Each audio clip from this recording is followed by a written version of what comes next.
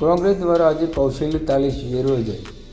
આજ રોજ તારીખ 22/12/2024ના રોજ તળાજા શહેર કોંગ્રેસ સમિતિ દ્વારા કૌશલ્ય તાલીમ શિબિરનું આયોજન કરવામાં આવ્યું હતું, જેમાં ટ્રેનર તરીકે રમેશભાઈ શિલ્લુ ઉપસ્થિત રહ્યા હતા.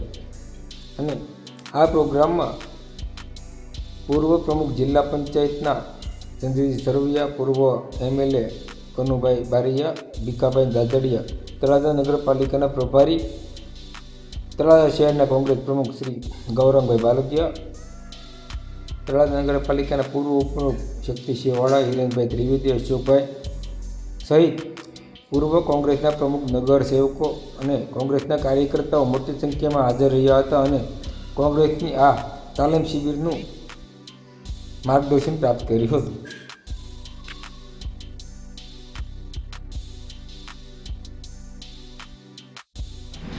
સાહેબ, રોડ ભાવનગર થી ચાલુ થાય, તળાજાનો ત્રણસા પોકે સરકાર બદલી જાય તો કઈ રોડ ન અટકે, એ તો એનું કામ થાય જ. ઈ જ કારણસર આપણે ત્યાં પીવાના પાણી નર્મદાની લાઈન આવી.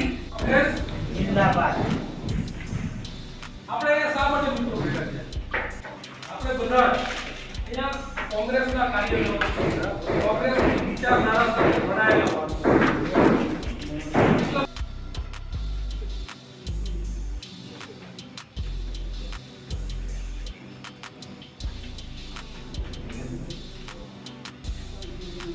સરકારી લઈ અને બોર્ડર ઉપર ગયા. એ બોર્ડર ઉપર હેલિકોપ્ટરને પાકિસ્તાનના સૈનિકે ફૂંકી નાખ્યું અને ત્યાં એનું મૃત્યુ થયું. આ રાષ્ટ્ર પ્રેમ કહેવાય કે ન કહેવાય? બીજું,